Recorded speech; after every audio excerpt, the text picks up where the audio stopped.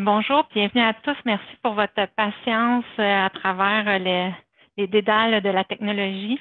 Merci à Megamix de nous soutenir là-dedans, à Philippe particulièrement.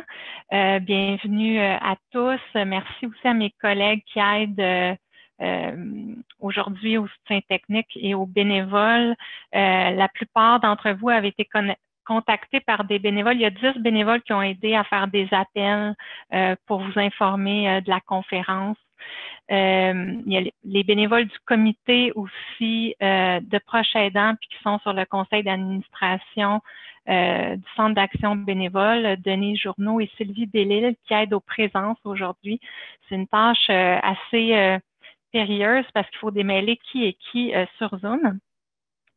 Donc, on est prêt à commencer. C'est un sujet assez nouveau. En fait, je ne sais pas si ça a été abordé, pas à ce que je sache ailleurs au Québec, dans d'autres organismes pour les proches aidants, d'aborder comment on évalue finalement une travailleuse sociale, un travailleur social évalue les pertes d'autonomie chez la personne qu'on aide. Et quelles sont ces pertes d'autonomie-là?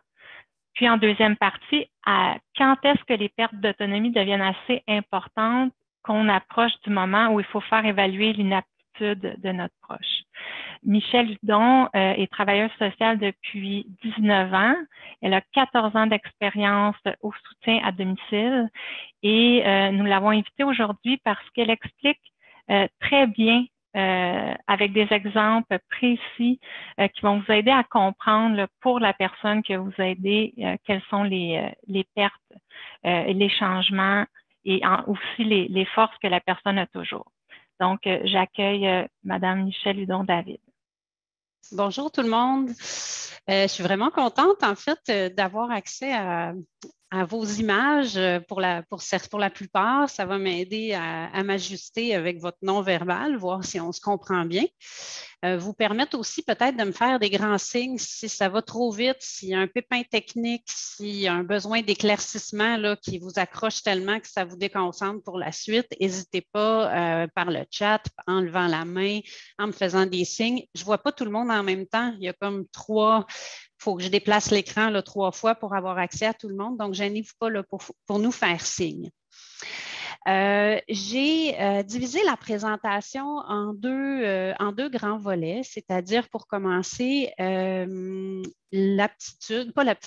l'autonomie ou la perte d'autonomie, comment on l'évalue, qu'est-ce qu'on observe, qu'est-ce que vous observez au quotidien.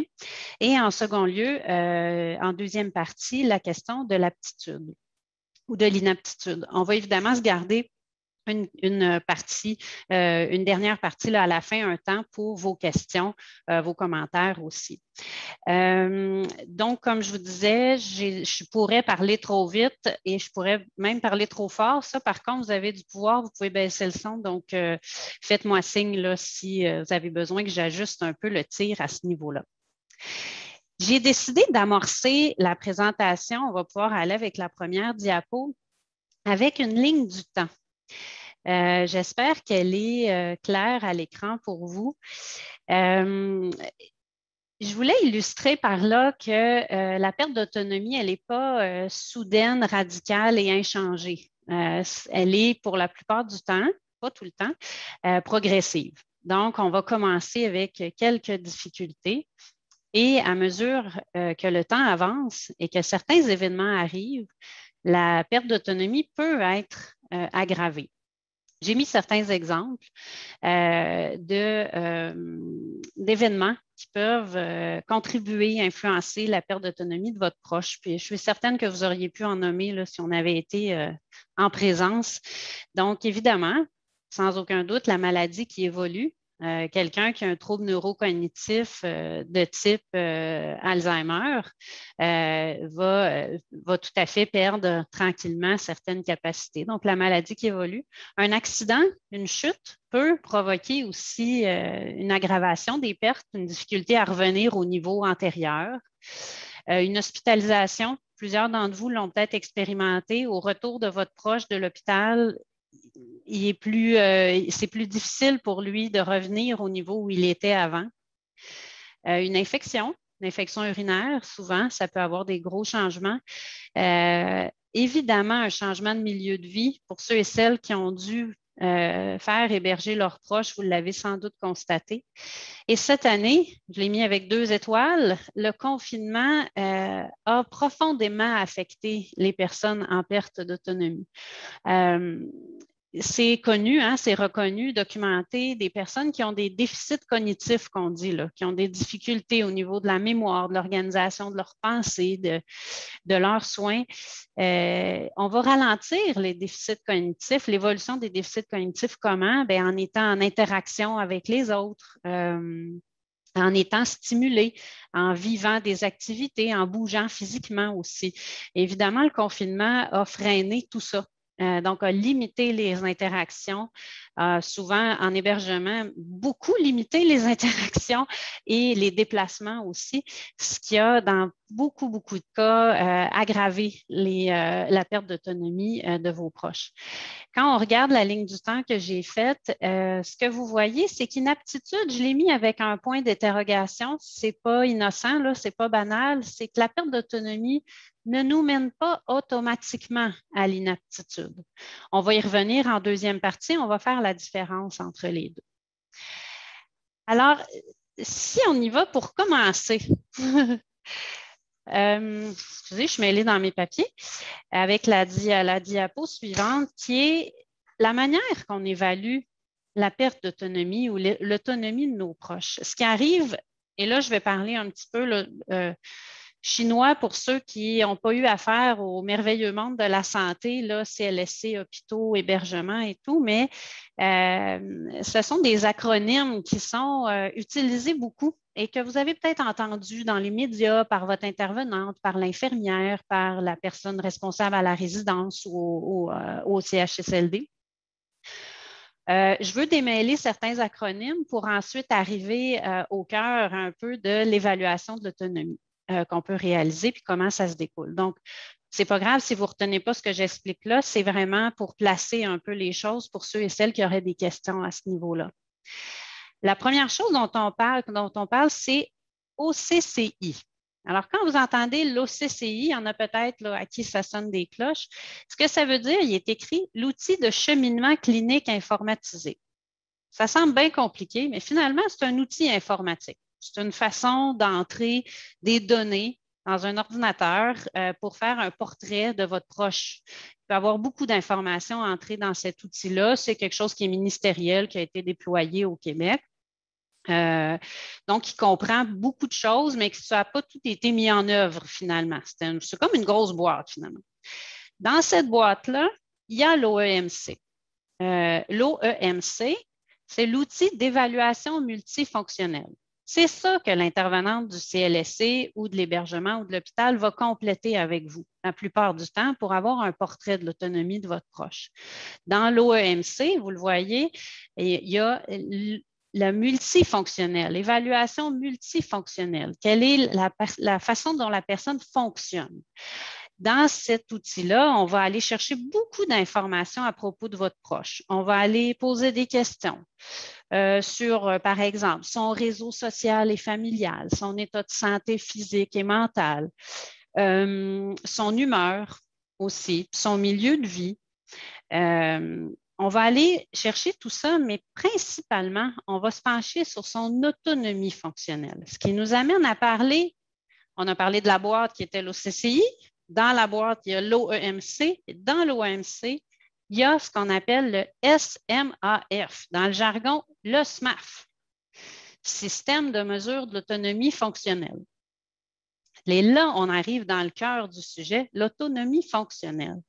On va aller chercher précisément des informations pour dresser un portrait le plus clair possible de ce que la personne qui est en difficulté est capable de faire et qu'est-ce qu'elle a de la difficulté à faire. On va aller voir c'est quoi ce fameux SMAF-là. Oui. Dans le SMAF, on se rappelle, système de mesure d'autonomie fonctionnelle, on a 5 aspects qui vont être documentés. Là. Vous allez trouver ça pour ceux et celles qui ont répondu à ces questions-là. Là, on est dans le précis. Je vais essayer de décortiquer ça avec vous. On va beaucoup, beaucoup détailler si la personne, elle est autonome pour l'élément dont on discute. Est-ce qu'elle est autonome complètement pour faire l'activité, partiellement ou pas du tout? Elle a complètement besoin d'aide. Et c'est ça, je pense, qui va vous donner beaucoup d'indices sur l'autonomie de votre proche actuellement. Je vais essayer de le décortiquer puis vous donner des exemples un peu concrets de votre quotidien. Alors, quand on parle de la mobilité, on pense tout de suite à marcher. Alors oui, non, mon proche marche. Mais quand on parle d'une capacité à le faire seul ou avec aide, on va discuter. OK, elle marche toute seule, par exemple, ma mère, mais je la surveille parce qu'elle a tendance à perdre pied ou à s'accrocher ou à accrocher la table ou à déchanter un peu. Fait que je suis toujours un peu proche. Ce n'est pas tout à fait autonome, ça. On parle de supervision, de surveillance. Mon père, il marche avec une marchette, puis avec ça, là, ça va super bien. Il est autonome. En fait, il vit tout seul, puis avec sa marchette, il est en sécurité. C'est un bon niveau d'autonomie. Ma sœur, il faut que je la prenne, elle s'accroche à mon bras parce que sinon, là, elle n'est pas solide du tout, ça ne va pas, elle perd l'équilibre, elle est anxieuse et tout ça. Ça vous donne un peu une idée. Mais dans la mobilité, on va parler aussi de ce qu'on appelle les transferts. Se lever, s'asseoir, se coucher, se relever. Alors, au quotidien, on peut dire, ça va bien avec mon proche, il est pas mal autonome. Mais finalement, quand on se fait poser ces questions-là, on réalise que on l'aide à se lever du lit. On l'aide à s'étendre aussi parce que c'est difficile. On l'aide à se placer dans le lit comme il faut parce qu'il a tendance à se coucher sur le bord. Alors, c'est toutes ces petites choses-là qu'on va aller chercher dans la mobilité. On va évidemment se poser des questions sur à l'extérieur, à l'intérieur. Il y a souvent une différence aussi. La personne est peut-être moins autonome quand elle sort de la maison qu'à l'intérieur. Quand on parle des fonctions mentales, il y a 5 grandes fonctions dont on parle. On va parler de la mémoire, de la compréhension, de l'orientation, du jugement et du comportement. Ces 5 grands aspects-là vont nous montrer un peu comment fonctionne notre proche au niveau cognitif. On en parle beaucoup là, des déficits cognitifs. Quand on parle de troubles neurocognitifs, c'est beaucoup de ça qu'on parle. Alors, par exemple, on va prendre l'exemple de la compréhension. Ah oui, oui, mon proche, il comprend bien. Il comprend ou il ne comprend plus rien. Bon, si on décortique ça. Mon proche, il comprend, mais il faut que je lui explique lentement puis que je lui répète mes explications pour qu'il comprenne. Ou bien, il comprend là, quand c'est quelque chose qu'il connaît bien, mais il n'a pas été capable d'intégrer le fonctionnement de la marchette. Ça, c'était trop compliqué. Un nouvel apprentissage, ça devient trop difficile pour la personne. Ça aussi, c'est un indice. Au niveau de l'orientation, par exemple, dans la maison, ça va bien. La personne retrouve, par exemple, sa chambre, la salle de bain, la cuisine, elle ne cherche pas trop les effets. Mais dès qu'elle sort de la maison, là, elle perd ses repères. Ou dès qu'elle est dans un nouveau milieu, par exemple, à une nouvelle clinique médicale, elle a besoin d'être accompagnée parce que là, elle ne discrimine plus le quoi faire dans un environnement comme ça qui est nouveau. Alors, ça vous donne une idée un petit peu de ce qu'on va aller chercher comme niveau d'information au niveau des fonctions mentales. Quand on parle des activités de la vie quotidienne, on parle de se laver, s'habiller, utiliser la toilette. Et là aussi, on va aller décortiquer. Alors oui, mon frère utilise la toilette, mais je le surveille parce qu'il faut que je lui rappelle de bien s'essuyer. OK. Il l'utilise complètement seul, tout est propre après, il s'est lavé, il a lavé ses mains. OK, parfaitement autonome. Mon proche fait un peu d'incontinence, mais il s'arrange là, tout seul. C'est vraiment physique son problème. Donc, il va aux toilettes, change sa protection hygiénique, se lave les parties, se rhabille. Il est autonome malgré son incontinence. Souvent, là, ce que j'entends, c'est « Ah, mon proche est capable de s'habiller, il n'y a pas de problème. » Et quand on se met à décortiquer l'activité, on se rend compte que s'il n'y avait personne autour de mon proche, il remettrait les mêmes vêtements. Donc, pour réaliser l'activité, c'est-à-dire enfiler les sous-vêtements, les pantalons, la chemise, ça va. Mais pour assurer une rotation, ça ne va pas du tout. Il a besoin d'un petit peu de supervision. Ou bien, il est capable, mais des fois, il s'en mêle dans les manches, donc je l'aide à ce niveau-là. Alors, ça aussi, ça nous permet d'aller chercher plus précisément qu'est-ce qu'il est capable de faire, pourquoi il a besoin d'aide. Des fois, bien, malheureusement, la personne doit être aidée totalement parce qu'elle ne sait plus du tout comment faire. Au niveau des activités de la vie domestique, on va aller beaucoup questionner, bon, vous vous en doutez, hein, le ménage, la lessive. Mais ce qui fait partie aussi de ça, c'est s'occuper de son budget, utiliser des moyens de transport, prendre ses médicaments, faire le suivi là, de sa médication. Alors ça aussi, on va aller décortiquer. Pour vous donner des exemples, utiliser les moyens de transport, la personne ne conduit plus, d'accord, mais si elle est capable de prendre un taxi seul, de prendre l'autobus, le transport en commun seul, de s'organiser, là, hein, payer son billet, dire l'adresse au chauffeur de taxi, etc., la personne a un bon niveau d'autonomie pour ça. Si par contre, il faut appeler le taxi, donner l'adresse, dire au chauffeur d'attendre que quelqu'un accueille notre proche à l'adresse d'arrivée, on a une difficulté là, qui est plus exposée. Concernant la prise de médication, la personne qui a un dispil et qui fonctionne bien avec, ça va. La personne à qui on détache, par exemple, la languette, là, vous me suivez, hein, la languette de médicaments du lundi, puis qu'on la laisse sur le comptoir de la cuisine le matin, puis qu'avec ça, elle s'organise, parfait. Ou sinon encore, il y a des personnes à qui il faut amener au bon moment les médicaments de ce moment-là. Le ménage, des fois, les gens gardent vraiment des bons réflexes. Hein? Ils vont avoir fait le ménage toute leur vie, donc ils vont le faire encore, même s'ils ont des difficultés. Par contre, on va remarquer que certains endroits sont très, très, très propres et d'autres, pas du tout. Alors, il va avoir une difficulté à le faire complètement. Alors, voilà. Je vais terminer avec la communication, mais je viens d'avoir une idée. Au niveau de la communication, ce qu'on va aller chercher, c'est beaucoup la manière que la personne communique. Alors, la personne qui entend mal ou qui est sourde, si elle arrive à communiquer, elle est autonome à se faire comprendre. La personne qui a une difficulté de langage, qui cherche beaucoup ses mots, qui ne s'exprime pas clairement, qu'on ne sait pas trop ce qu'elle veut ou c'est quoi son besoin, ça va nous donner des indications. Est-ce qu'elle entend bien et est-ce qu'elle voit bien aussi? On va aller chercher tout ça. Quand je vous disais que les personnes, c'est ça, peuvent être autonomes, on va dire partiellement, à faire une activité, mais ça nous dit aussi, on parlait de stimulation tout à l'heure, si la personne est capable de faire une partie de l'activité, bien, tant mieux. Notre travail collectivement, puis je ne parle pas juste de vous, là, des préposés à l'hôpital, des auxiliaires du CLSC, des employés des répits et tout ça, c'est de favoriser que la personne fasse ce qu'elle est capable de faire. Alors, qu'est-ce que ça donne, tout ça? Le SMAF, justement, qu'est-ce qu'il nous apporte? Parce que c'est bien beau, hein? Pour ceux et celles qui ont eu la chance de faire cette rencontre-là avec un intervenant du CLSC, c'est très long compléter l'outil d'évaluation multifonctionnelle.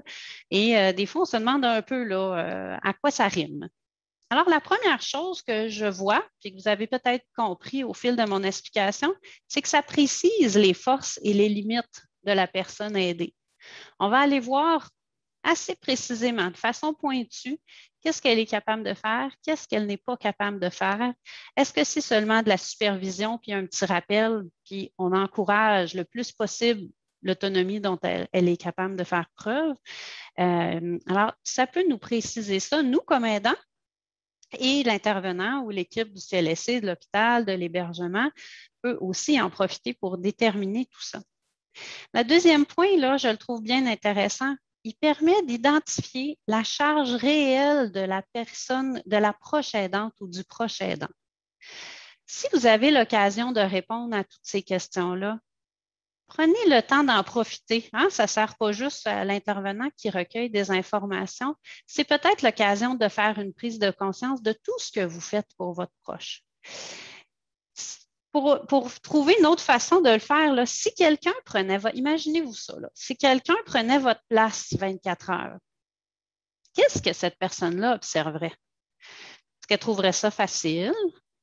Est-ce que par hasard, elle ne découvrirait pas qu'il faut penser à beaucoup de choses quand on est un proche aidant? Alors, on doit penser à soi, ce qu'on oublie ou qu'on met de côté par moment, et à l'autre. On est rendu qu'on pense à la réponse aux besoins de 2 personnes, pas juste des nôtres. Et c'est là, donc, je trouve ça intéressant d'aller justement décortiquer. On peut à tort penser que il est pas mal autonome, notre proche. Mais finalement, quand on décortique comme ça, on peut se rendre compte de toutes les petites choses qu'on fait au quotidien pour s'organiser, pour que ses besoins soient comblés. Et enfin, ça détermine un profil chiffré utilisé par les intervenantes du réseau. Alors, vous avez peut-être entendu ça déjà. 10, 14, 12, 5, 7, 8. On a des profils. Quand on fait cette évaluation-là, l'ordinateur nous pond un chiffre de 1 à 14. Selon des recherches là, qui ont été faites de recoupement mathématique, là, je vous passe les détails. C'est sûr que ça peut sembler réducteur. Évidemment, hein, ça ne parle pas de la personnalité de votre proche, un chiffre. Là. Ça ne dit pas qui il était avant, quelle femme dynamique c'était, votre sœur ou votre mère. C'est un chiffre. Ça parle de son autonomie.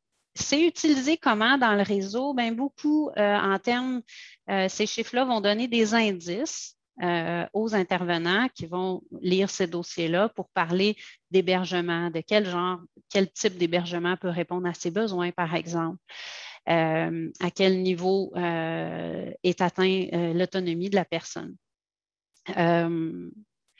Par contre, comme je vous disais tantôt, dans l'OEMC, hein, parce que la deuxième boîte, là, il y a le SMAF dedans, mais on parlait aussi, on posait des questions aussi sur l'humeur, le réseau social, le réseau familial, les proches, l'état de santé. Alors, le chiffre en lui-même donne une direction, mais tout ce qu'on a mis autour comme information personnalise ça. Donc, des personnes qui auraient le même chiffre au bout du compte peuvent ne pas avoir le même portrait précisément. Donc, c'est important. Tout ce portrait-là qui est fait dans cette évaluation-là est déterminant pour l'offre de service puis pour l'hébergement surtout. Ce qui me fait revenir à la ligne du temps. On a parlé tout à l'heure hein, de l'évolution des pertes de votre proche. Quand on parle de l'OMC, du SMAF, on parle d'un chiffre, mais le chiffre n'est pas statique dans le temps. C'est-à-dire qu'il va évoluer. C'est pour ça, souvent, pour ceux et celles qui ont des services de longue date, au CLSC, par contre, par exemple, c'est une évaluation qui va être faite cycliquement. Et évidemment, selon ce qui peut arriver à votre proche, selon l'évolution de la maladie, selon un déménagement qui a pu avoir lieu ou des événements dans la vie de la famille, son autonomie peut changer et donc le fameux petit chiffre aussi. Je me rends compte que j'ai été vite, puis je ne vois pas tant que ça de personnes. Est-ce que j'en profiterais pratiquement pour vous demander si vous avez des questions, si tout ça vous semble du chinois, si ça vous parle, si c'est clair, s'il y a des choses que vous aimeriez que je précise? Peut-être avant d'aller dans les petits groupes, on pourrait prendre des questions, peut-être 2, 3 questions en grand groupe, puis après on ira en petit groupe. Donc, vous pouvez lever votre main. Il y a Jacinthe Gagnon. Il faut juste débloquer. Oui. Ce que je voulais savoir, c'est plus le chiffre est élevé. Qu'est-ce que le chiffre signifie? Donc, très bonne question. Le 1 ou le 14? Oui. C'est une bonne question, vraiment.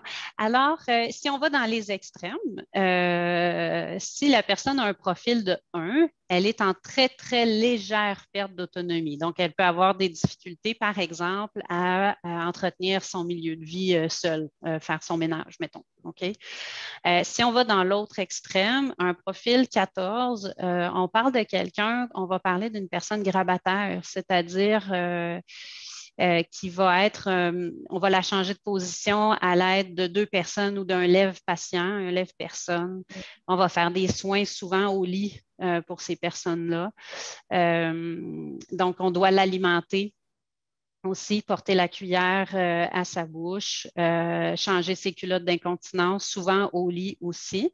Ce ne sont pas nécessairement des personnes qui sont alitées tout le temps.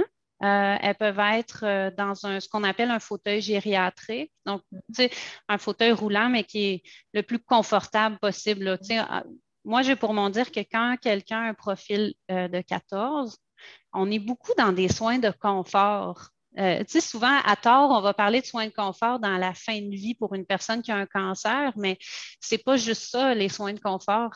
C'est aussi pour notre proche qui a besoin de juste être confortable, tu sais, puis de vivre des émotions positives. Si un toucher, c'est positif. Si des paroles douces à l'oreille, c'est positif. De se faire crémer, c'est positif. On voit un petit sourire qui apparaît, d'être confortable dans son fauteuil, dans son lit et tout ça. Oui. Puis, est-ce que vous faites une distinction parce que quelqu'un peut être handicapé, mais au niveau neurocognitif, il est tout là. Fait que, est-ce qu'il y a une différence qui est perceptible dans vos calculs? Oui, très bonne question. En fait, ce qu'on dit souvent, c'est que l'OMC est faite principalement, là, typiquement pour les personnes âgées en perte d'autonomie. Il est utilisé en déficience physique, là, OK? Mais souvent, c'est que c'est pas si simple parce que justement, l'ordinateur va voir des incohérences dans certains cas, OK? Puis il va nous les dire. Il va faire des pop-up, comme on dit. Alors, ce qu'on va faire, nous, ce qu'on doit faire, c'est d'écrire, ce que les intervenants doivent faire, c'est d'écrire pourquoi il y a des incohérences. Donc, oui, la personne a besoin d'aide pour faire ses transferts parce qu'elle est paralysée, par exemple, mais elle est capable de prendre ses décisions. Elle n'a pas de perte de mémoire. Elle gère son budget, s'organise les transports elle-même. Et là, c'est là qu'en deuxième partie, on va faire aussi, c'est ça, la différence entre l'aptitude et la perte d'autonomie. C'est pas la même chose d'être dépendant pour certaines choses, mais d'être capable de s'organiser pour combler ses propres besoins, que ce soit par de l'aide humaine ou technique. Là, fait que le chiffre, effectivement, une personne qui a une déficience physique, je dirais pure ou typique, là, mettons suite à un accident de la route, ou ne se retrouvera pas à 14. Là, parce qu'à 14, toutes les sphères sont atteintes. OK. Donc, à 14, là, on parle de personnes qui ont des déficits cognitifs majeurs, qui ne parlent presque plus ou en tout cas qui ne sont pas compréhensibles. Souvent, en déficience physique, je vous dirais qu'on est souvent dans le chiffre 9 ou 11, si vous voulez tout savoir. Ben oui, je veux tout savoir. En fait, 4, 9 et 11, si je ne m'abuse. Il faudrait que je vérifie, là, mais c'est à peu près dans ces eaux-là qu'on est souvent. OK. Merci beaucoup. Merci.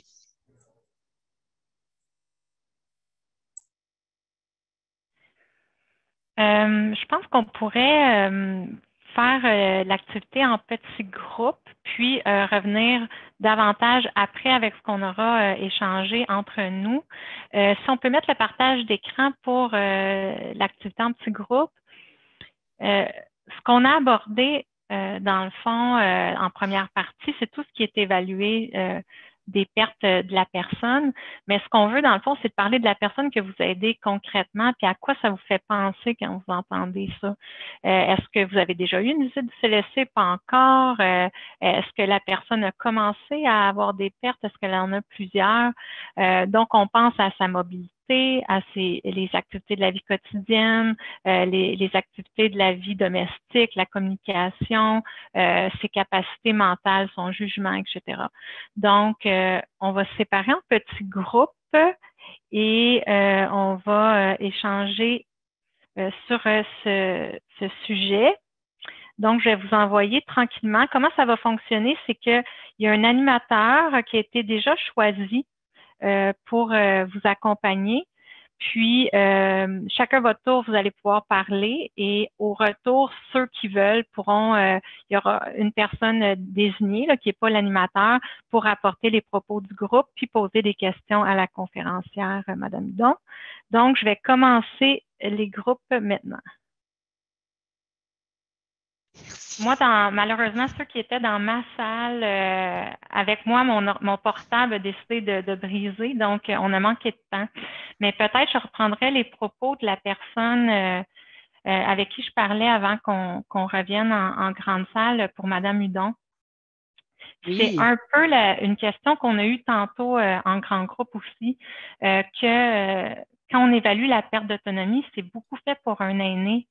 Donc, quand on a une personne en perte d'autonomie qui est plus jeune ou qui a toute sa tête, parfois c'est difficile de mettre en lumière les pertes d'autonomie. Je ne sais pas ce que tu as à dire là-dessus, puis si la personne voudrait parler aussi. C'est quoi un aîné? Ah ben là, ça, on pourrait en débattre longtemps, effectivement. Quel âge un aîné? Ah, j'ai pas de réponse à ça, mon Dieu.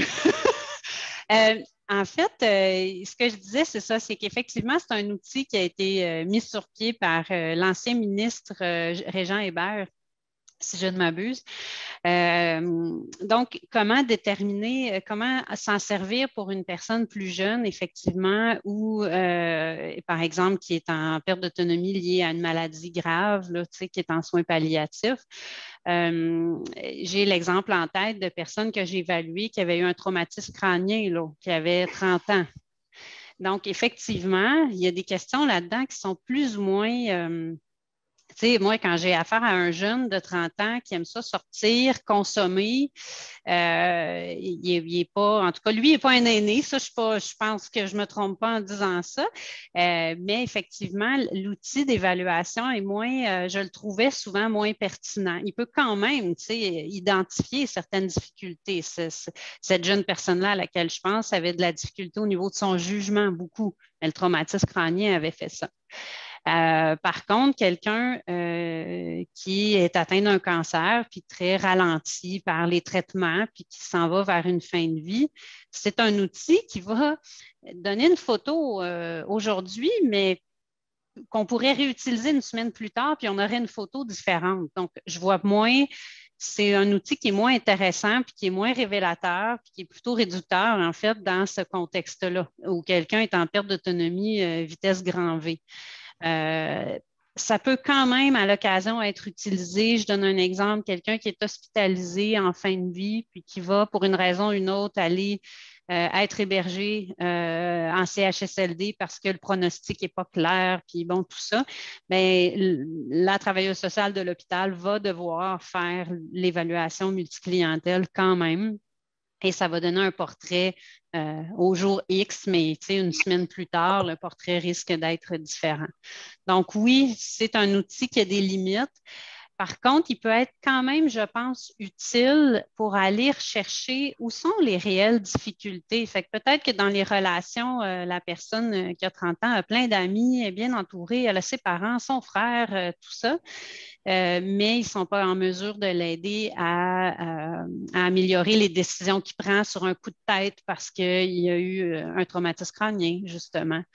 Donc, il va être tout à fait autonome pour se laver, pour s'habiller, pour prendre ses médicaments, mais il va tout d'un coup là, partir pour l'Abitibi, le lendemain pour la Gaspésie, il va consommer, il va se mettre dans le trouble, il va faire confiance aux mauvaises personnes. Et là, c'est beaucoup au niveau du jugement puis des comportements qu'on va avoir des éléments qui vont ressortir, par exemple. Donc, je vais voir, c'est que c'est un outil, mais quand on parle avec la personne de l'équipe du CLSC, c'est peut-être de penser aux 5 facettes dans notre tête pour être capable de mieux décrire. Puis c'est toujours en décrivant le plus d'exemples possible qu'on est capable de mieux évaluer.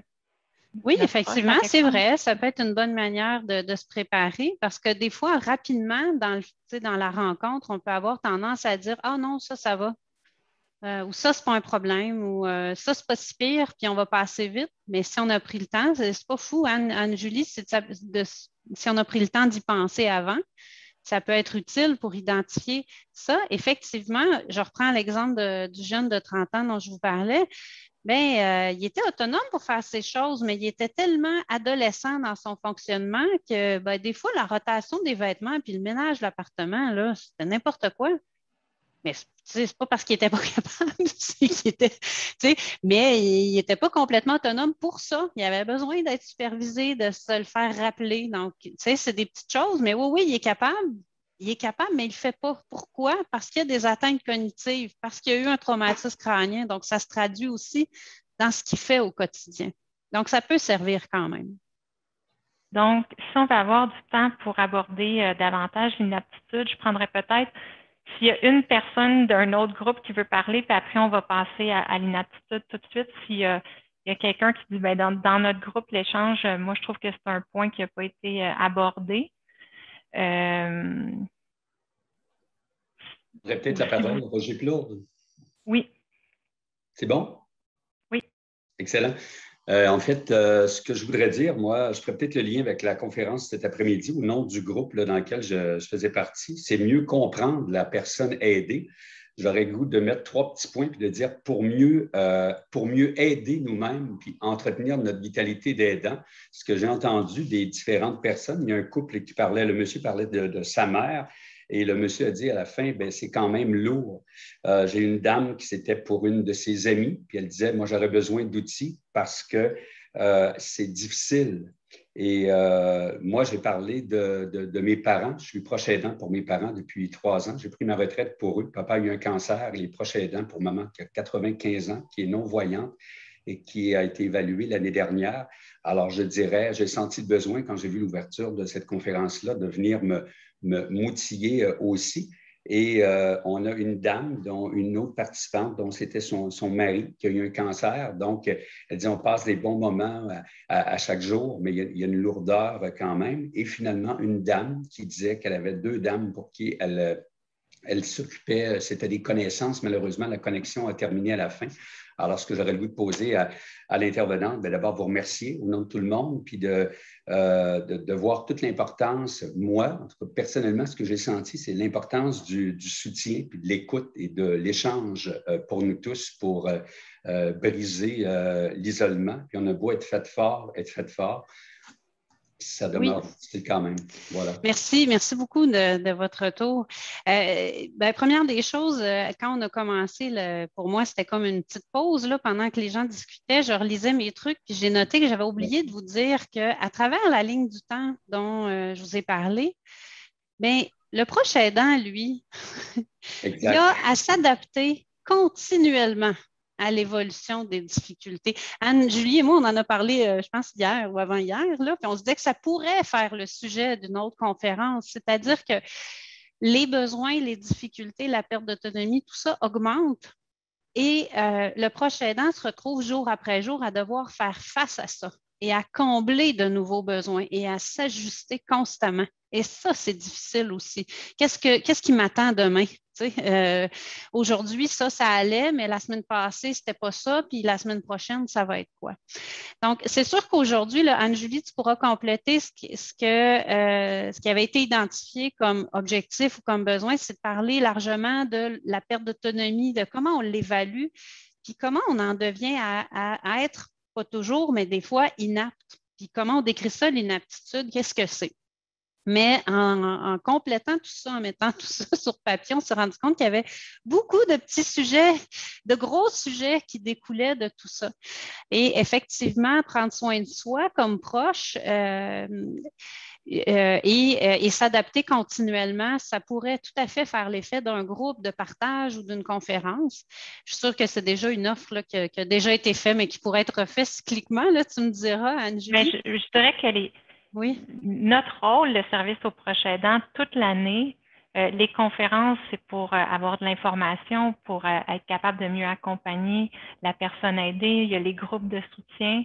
Dans les conférences, là, comme aujourd'hui, on prend le temps aussi de parler parce que l'expérience de proche aidant, c'est une expérience très exigeante, probablement une des plus exigeante qu'un humain aura passé au travers.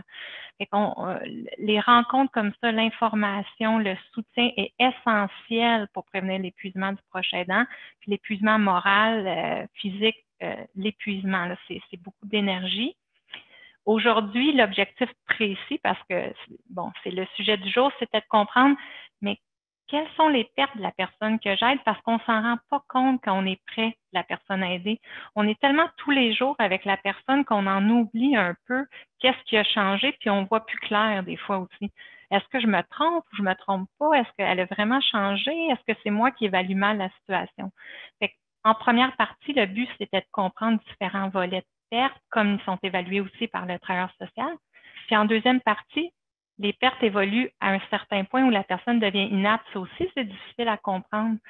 Quand la personne est-elle inapte? Fait que là, on va aborder ce sujet-là dans les minutes qui nous restent. Mais on va prendre une question de Mme Perron avant de poursuivre.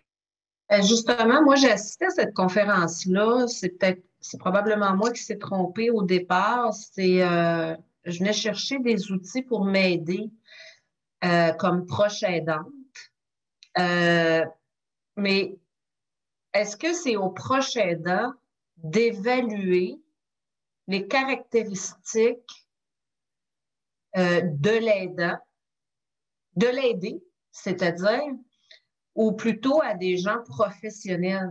Moi, je pense que, ayant le nez collé sur l'arbre beaucoup, puisque je suis la fille de ma mère qui a 90 ans actuellement, je trouve que des fois, tous les services là, avec lesquels j'ai pu évoluer, c'est comme si j'avais un peu la responsabilité aussi de l'évaluer au niveau de ses pertes d'aptitudes cognitives. Puis je me trouve bien mal placée pour faire ça. Je trouve que je suis incompétente pour faire ça parce que j'ai un lien aussi émotif qui me relie à ma mère. Je veux bien m'occuper des soins dans lesquels je peux l'aider, mais quand vient le soin qui est trop de proximité, je trouve qu'on est bien mal outillés, nous, comme proches aidants, pour faire ça. Puis je trouve que c'est là que ça peut être dangereux de se perdre et de mettre notre état mental et physique et aussi notre famille à nous, parce qu'on a une famille en jeu. Je trouve que le proche aidant, son rôle, je ne sais pas s'il a été défini. Moi, c'est la première fois que je m'inscris à une conférence, mais ça fait 2 ans que je suis quand même une proche aidante et à un moment donné, j'ai été obligée de prendre du recul parce que j'étais moi-même en train de l'échapper là, personnellement là, au niveau de ma santé mentale. Oui, mais j'ai une réponse en fait à ce que vous dites. Il y a un projet de loi qui a été développé l'automne dernier pour les proches aidants. Puis quand on en a discuté à la journée des proches aidants là, de Boucherville en novembre, on a parlé avec le regroupement des aidants naturels du Québec, qui est un organisme qui défend, je dirais, davantage les droits des proches aidants. Comment on a quelque part professionnalisé l'aidant parce que c'est la personne ressource. Puis ça fait partie du rôle inévitable qu'on est comme au centre, quand on est la personne qui accompagne à chaque fois, mais c'est pas un rôle qui revient au proche aidant, comme vous dites. Il revient par la bande, mais c'est pas ça qu'on voudrait.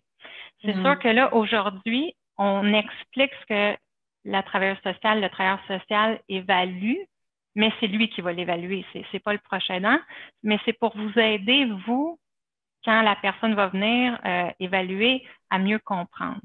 Puis dans ce que vous dites, il y a tellement de choses, là, je ne peux pas tout décomposer, mais je vous dirais, par exemple, pour mieux comprendre les pertes, il y a Marie-Josée Marchand qui travaille ici au Centre d'action bénévole de Boucherville, qui fait des groupes de soutien pour les personnes qui accompagnent un aidé qui a des troubles cognitifs. Fait que ces groupes-là, c'est l'occasion par excellence d'apporter, j'ai remarqué ça. Je ne sais pas ce que c'est, je ne sais pas si ça me tente de l'évaluer, de le comprendre, mais le rôle est là pour ça. Fait que dans l'année, on décompose, il y a des conférences sur des sujets, il y a des groupes de soutien sur des sujets, il y a la journée des proches aidants là, où on parlait justement du rôle d'aidant pour répondre à toutes les facettes parce que c'est un rôle complexe. Mais là, je vois le temps qui passe, fait que c'est sûr qu'il va falloir poursuivre sur l'inaptitude. Je vais quand même compléter, oui. Anne-Julie, si tu veux bien. Effectivement, Madame Perron, c'est ça. Non, c'est pas souhaitable que ce soit le proche qui évalue, comme c'est pas les parents qui donnent les bulletins aux enfants. Là. À un moment donné, effectivement, on a un lien affectif, on n'est pas objectif, puis dans votre cas, on est collé dessus. Puis des fois, on s'en rend pas compte que ça a évolué tranquillement jusqu'à temps, comme vous dites, où on fait comme, attends une minute, là, je suis envahie, j'ai l'anxiété ici, je ne suis pas bien, qu'est-ce qui se passe? Puis là, en revisitant les derniers mois, on se rend compte que notre tâche a augmenté, subtilement, là, tous les jours, là, et donc notre charge mentale. Ce que je pense que minimalement, ce à quoi ça peut vous servir aujourd'hui, puis ça fait référence aussi à ce que M. Plourde disait tout à l'heure, c'est quand, en utilisant, disons, ces évaluations-là, les milliers de questions que vous vous faites poser lorsque des professionnels font des évaluations, si vous en profitez pour identifier ce que vous faites réellement, petit bout par petit bout, là, tous les jours, ça peut être une manière de vous approprier tout ce que vous faites puis de mieux l'expliquer à vos proches à vous. Ce que j'ai entendu déjà, c'est que des fois, il y a des gens qui pensent que c'est un peu banal. Ben, tu sais, ma mère vit avec moi, mais tu sais, puis ça se fait, là, je travaille, mes enfants, tout ça. Fait que les gens autour ne voient pas tout ce que ça implique. Fait que vous-même, en le voyant, en l'identifiant, vous allez peut-être être en mesure de mieux vous, j'allais dire, de mieux vous défendre, de mieux expliquer aux autres que non, ce n'est pas si facile, d'une part. Et d'autre part, peut-être vous permettre aussi d'aller chercher de l'aide pour ces petites choses-là pour soulager votre charge mentale. Donc, en les identifiant mieux, on peut peut-être aussi identifier ce qui nous ferait du bien. Parce que, tu sais, des fois, c'est facile de dire de mettre ses limites. Ben attends, avant, là, il faut les identifier, les limites. Les limites par rapport à quoi? Ben, par rapport à ce que je fais au quotidien. Qu'est-ce qui est trop pour moi? Puis ça peut être des petites choses, mais des petites choses accumulées qui nourrissent une charge mentale qui devient insupportable avec le temps et épuisante mentalement. Et finalement, physiquement aussi. Et là, oui, il y a le CLSC, mais il y a les organismes communautaires, il y a la famille élargie, les proches, la voisine. Tu sais, ça devient comme un travail d'équipe. C'est comme ça qu'il faut le voir, mais c'est en identifiant toutes ces choses-là, je pense qu'on peut aller chercher de l'aide pour des petites choses différentes, mais autour de nous, tu sais, de mettre la collectivité finalement à profit, là, tu sais, pour ne pas se retrouver à tenir ça là, sur nos épaules toute seule, tu sais, ou tout seul. Je vais retourner voir les conférences que vous faites, mais je pense que je serais peut-être bien d'aller dans une conférence pour les proches aidants, dans le fond, pour aider les proches aidants. Là. Oui, aussi, c'est certainement, parce qu'il y a des moyens à se donner, évidemment. Là, oui. J'essaie de lire là, dans le chat s'il y a des choses que je pourrais reprendre. Je dirais que il faut faire si on est capable un peu de tout, des conférences pour apprendre sur certains sujets, les groupes pour plus discuter de prendre soin de soi. Puis ça, c'est central. Les rencontres individuelles aussi pour démêler des fois c'est quoi la prochaine étape là, dans l'aide qu'on offre à notre proche. C'est pour ça que tous les services existent parce qu'ils sont comme complémentaires. Oui, Madame Gagnon?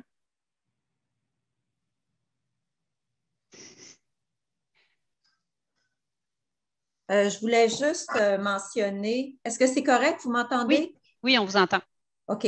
Je voulais juste faire un petit compte-rendu de ce qui s'était passé de notre côté dans notre groupe, mais je l'ai écrit. Fait que si vous n'avez pas de temps, vous aurez juste à le lire. On a peut-être 2 minutes, là. Allez-y, tant qu'à avoir le micro, on vous écoute. Bon, OK. Ça fait que de notre côté, il y avait 2 personnes qui commençaient dans le processus de proche aidance. Puis, on était 2 qui avaient déjà eu l'évaluation par vos services. Et puis, les principaux questionnements, c'était sur les outils qui étaient disponibles pour nous. Quelle est la panoplie des services qui peuvent être offerts? Et puis, la deuxième question, c'est est-ce que vous donnez un compte-rendu? Il y a une des participantes dont la mère a été évaluée qui disait que oui, elle avait eu un compte-rendu de son bulletin. Mais moi, j'en ai pas eu encore de compte-rendu du score de mon mari. Fait que... Oui. Ben, d'abord, je peux vous dire que je sais pas si on a été clair au début, mais je ne suis plus travailleuse sociale au soutien à domicile. J'ai changé complètement. Après 14 ans, je travaille avec les jeunes familles maintenant. J'ai passé je travaille avec une autre clientèle, finalement, encore au CLSC par contre. Mais effectivement, les retours n'étaient pas systématiques et c'est quelque chose qui est à développer. C'est-à-dire, une fois qu'on l'a fait, là, je reviens au bureau, je rédige, il sort. Je vais passer au comité souvent d'allocation de ressources et je vais présenter l'usager, le représenter, en fait, puis demander des services pour lui. Normalement, il y a un retour qui est fait là, à la personne qui le représente ou à l'aidant. Là. Fait que vous pouvez tout à fait vous permettre de relancer l'intervenant. Ça peut être un oubli, une surcharge, mais c'est sûrement qu'il est capable de prendre le temps de vous dire ce que ça a donné, comme on dit là. Parce que personnellement, là, je ne sais pas si c'est arrivé à d'autres personnes, mais ce que je remarque, c'est que je vais apprendre qu'il y a des services par d'autres, par une amie qui est infirmière, qui a déjà travaillé au CLSC, qui me dit « Hey, sais-tu, il pourrait y avoir une nutritionniste qui vienne chez vous. » Ah ben, regardons ça. Première fois que j'entends parler. Tu sais, c'est des choses comme ça. Ça fait que, tu sais, il faut vraiment des fois être chanceux pour savoir quels sont les services, puis tu sais, d'identifier, ben, hey, ce service-là, il serait vraiment important pour nous. Je ne sais pas, Anne-Julie, si le CLSC pourrait éventuellement faire une présentation sur les services. Hein? Bien, sur le YouTube CAB, il y a eu une présentation le 27 janvier où le CLSC présentait les soins à domicile. On a enregistré comme on enregistre aujourd'hui, donc c'est possible de le revoir. Comme la conférence, tantôt, là, je parlais de la conférence sur le nouveau projet de loi, ça a été enregistré aussi. Donc, où on parlait justement du rôle de proche aidant puis de tout ce qui vient avec. Fait que j'ai du mal à entendre. J'ai pas dû bien écouter parce que j'ai pas entendu tous ces services-là. Mais je vais le regarder. Ah, ben non, mais là, c'était une présentation pour ceux qui commencent. Okay. Mais je pense que ce qu'on apprend, c'est que il faut beaucoup échanger avec la personne qui est sur notre dossier, puis essayer d'expliquer notre dossier qui aide la personne aidée, puis essayer de voir comment, plus qu'on donne d'informations, plus qu'on peut avoir de services adaptés, je dirais. Là. Et ne pas se gêner pour relancer. Je vous dirais. Là. Monsieur Plourde, vous écrivez, on a refusé le compte-rendu, c'était non autorisé. C'est possible que ça ait été refusé d'envoyer une copie de l'évaluation. Par contre, la personne qui a participé, qui était là, le proche aidant qui était là, peut tout à fait au téléphone avoir un feedback. C'est que le document comme tel, il faut passer par les archivistes pour l'obtenir, puis le signer. Bon, mais c'est une affaire qui est tout à fait possible de faire. C'est juste ces 80 pages, là, je vous avertis, là, puis c'est pas super convivial comme lecture. Là. C'est assez lourd. Je confirme ce que vous me dites. On me l'avait donné au téléphone, mais ça faisait beaucoup de notes à prendre. J'ai demandé de la voir, puis on m'a dit que non. Mais moi, ce que j'aimerais ajouter quand même, parce que c'était à Lévis, ce qui n'était pas simple, c'est que le travailleur social, c'est peut-être une question d'individu. Mes parents étaient là, on était tous les 4 dans la salle, et c'est comme si, à un moment donné, j'ai senti le besoin de dire, après plusieurs mois, vous ne m'écoutez pas, vous ne me faites pas confiance, je nommais ce qui arrivait pour mes parents. Puis, mais s'ils posaient la question à mes parents, puis maman qui commençait à avoir des problèmes cognitifs, ou encore qu'ils sentaient ça menaçant un peu, comme s'ils étaient pour être envahis par des gens, ils disaient non, ça va bien, ça va bien, ça va bien. Alors, ils disaient, oui, mais vos parents, c'est pas ça qu'ils disent. Ils disaient, non, mais c'est parce qu'à un moment donné, là, puis au final, ça allait amener un conflit avec le travailleur social, mais l'ergothérapeute s'en est mêlé, le CLSC aussi, mais le travailleur social, il est sorti du dossier, mais j'ai trouvé ça très difficile, comme si je me sentais dans un procès et que j'avais à faire la preuve que c'est moi qui avais raison, alors qu'on était là pour mes parents. On n'était pas là ni pour moi, ni pour lui. Ah oui, j'imagine que ça peut être pénible. C'est déjà arrivé, mais c'est pénible. J'avais trouvé ça très lourd en plus du reste. Bien, c'est déjà arrivé.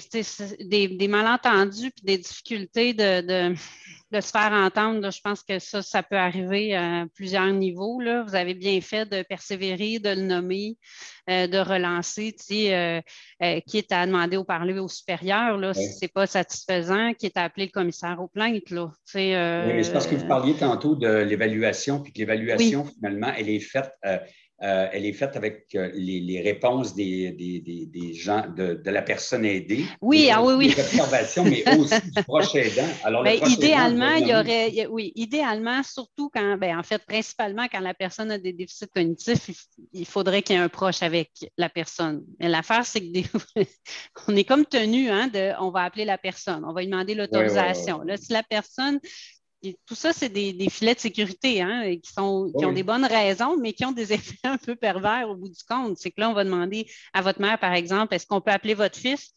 Non, c'est pas nécessaire. Non, ça, c'était tout le temps oui, par exemple. C'était pas dans ce sens-là, c'était plus que ce qu'ils allaient nommer, même si on était ensemble, j'allais amener des choses, puis en fait, moins je vais en entendu. faire un cas personnel, mais c'est sûrement une réalité. Mais vous avez bien fait de relancer. Il faut tenir bon dans ces situations-là, malheureusement. Là. J'ai l'impression que c'est toujours comme ça dans les services, soit CLSC ou autre. Là. Je ne parle pas d'avoir des soins là, quand on a besoin, ça va très bien. Mais dès qu'on a un cas plus complexe, là, il faut que l'aidant naturel lève ses manches et soit prêt à avoir, je dirais, une patience extraordinaire. Ah oui, hein? Et ça, c'est dommage parce que tantôt, on parlait que les services ne sont pas communiqués, mais pourquoi les services ne seraient pas tout simplement affichés?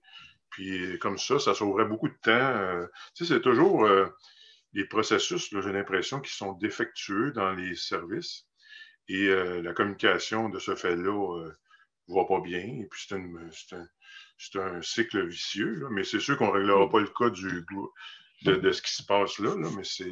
Je vais ramasser tout ça en disant que c'est pas un secret pour personne que c'est lourd, le réseau de la santé, l'accessibilité est compliquée. Une fois qu'on a des services, je crois profondément qu'on a des bons services, mais des fois, le chemin pour se rendre est parfois laborieux, puis le soutien à domicile ne fait pas exception, au contraire. Mais je vais continuer sur la conférence, mais je vous entends et je vous accueille là-dedans. Je le sais que c'est tortueux, le chemin pour se rendre. Okay. Oui. Alors, en deuxième partie, on voulait donc parler de l'inaptitude. Si on se souvient bien, on avait parlé de l'évolution, donc des pertes d'autonomie à travers le temps. Et ça n'égale pas tout le temps l'inaptitude. L'exemple d'une déficience physique ou de quelqu'un qui est en soins palliatifs lors d'un cancer, il n'est pas nécessairement inapte. Alors, je donne des petits exemples de ce que ce n'est pas pour commencer. Être incapable de conduire parce qu'on est plus facilement distrait, qu'on a une concentration qui est moins bonne ou des réflexes moins bons, ce n'est pas être inapte. Avoir de la difficulté à la banque parce qu'il faut faire la file, être debout au comptoir, ce n'est pas non plus faire preuve d'inaptitude. Avoir des petites pertes de mémoire, pas nécessairement. Vivre avec une déficience physique, on l'a dit tantôt, non plus. Alors, bon, là, la prochaine diapo, là, je vais la lire, c'est la seule fois que je vais faire la lecture. Je trouvais ça important quand même de vous mettre qu'est-ce que c'est l'inaptitude selon le site du curateur public du Québec. Alors, une personne est inapte lorsqu'elle est incapable de prendre soin d'elle-même ou d'administrer ses biens. Elle est constatée, l'inaptitude, notamment en raison d'une maladie mentale, d'une maladie dégénérative. Là, quand on parle de troubles neurocognitifs, ça peut entrer là-dedans. D'un accident vasculaire cérébral, un AVC, un handicap intellectuel, un traumatisme crânien. Un affaiblissement dû à l'âge, ça, j'étais surprise, je trouvais ça un peu flou, qui altère les facultés mentales ou l'aptitude physique à exprimer sa volonté. Alors, voilà pour la définition. Qu'est-ce que ça veut dire?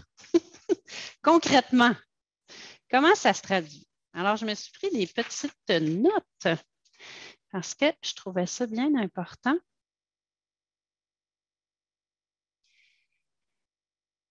Donc, tantôt, on a parlé des fonctions mentales. Les fonctions mentales, hein, on s'en rappelle, on parlait de compréhension, mémoire, orientation, jugement et comportement. Quand ces sphères-là sont affectées, ça peut se traduire par des difficultés qu'on va observer au quotidien comme proche aidant.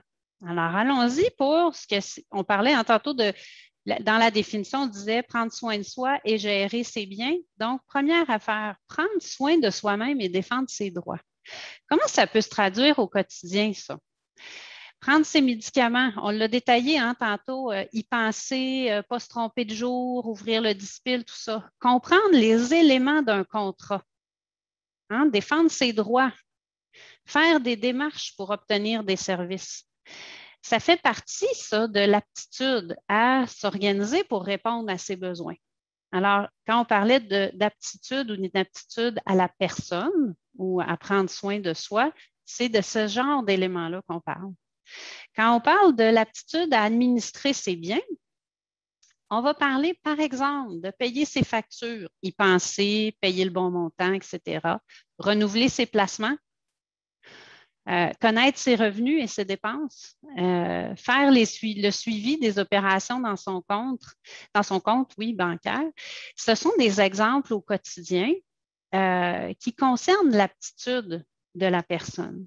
Alors, c'est des choses qui peuvent vous semer des petits doutes sur le fait qu'il peut se passer quelque chose avec votre proche.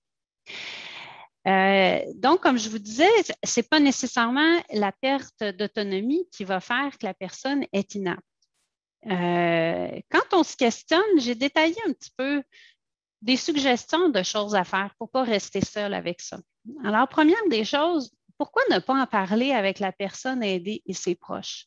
On peut lui en parler à la personne qu'on aide qui a des difficultés, quand c'est possible, parce que des fois, les déficits cognitifs font en sorte que la personne réagit très fortement et qu'elle est méfiante. Là, je ne vous conseille pas d'aborder les choses de front dans ces contextes-là, mais de refléter à notre proche, ça se peut-tu que tu as plus de difficultés ces temps-ci? Comment tu trouves ça? Par exemple, te souviens-tu que tu as déjà fait un mandat en cas d'inaptitude puis que tu avais nommé Gisèle, notre fille aînée, pour s'occuper de prendre des décisions pour toi? Qu'est-ce que tu en penses?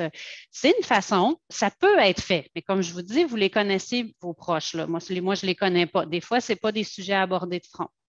Et d'en parler à vos proches, de partager ça avec les autres. As-tu vu maman est comme ça? As-tu vu notre frère ou notre sœur ou ta sœur, tu sais, ma femme, en tout cas, bref. As-tu remarqué que c'est plus difficile pour elle?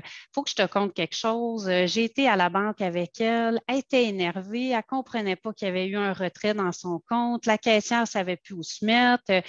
C'est de partager ça. Restez pas seul avec ça. C'est des questions que c'est important de réfléchir ensemble, pas tout seul, puis pas de garder ce poids-là avec nous. L'autre question qu'on peut se poser avec nos proches, si c'est possible, si on n'est pas seul, entièrement seul dans le décor, c'est se questionner sur le besoin de protection. Est-ce que mon proche est vulnérable? Est-ce que mon proche pourrait se mettre dans le pétrin? J'ai en tête certains exemples où, de bonne foi, une femme a signé un contrat de laveur de vitres itinérant qu'on n'a jamais revu, puis qu'elle l'a payé d'avance, tu sais. Ou contrat cher payé, un homme qui avait signé ça, un engagement de payer avec son numéro de carte de crédit pour refaire le toit qui n'en avait pas besoin, par exemple. Alors, est-ce que mon proche a besoin d'être protégé en quelque part? Est-ce qu'il est vulnérable? Est-ce qu'il pourrait faire des cadeaux? Ma mère, elle vit en résidence, puis j'y donne des sous là, pour qu'elle aille au dépanneur, puis au bout de 2 jours, elle n'a plus. C'est pas parce qu'elle s'est cachée dans le logement, mais j'ai entendu dire qu'elle avait fait des cadeaux à un puis à l'autre dans la résidence. Ça peut être un exemple aussi d'un besoin de protection, d'une certaine vulnérabilité. Donc, ça aussi, c'est bien d'en discuter avec les autres autour de la personne.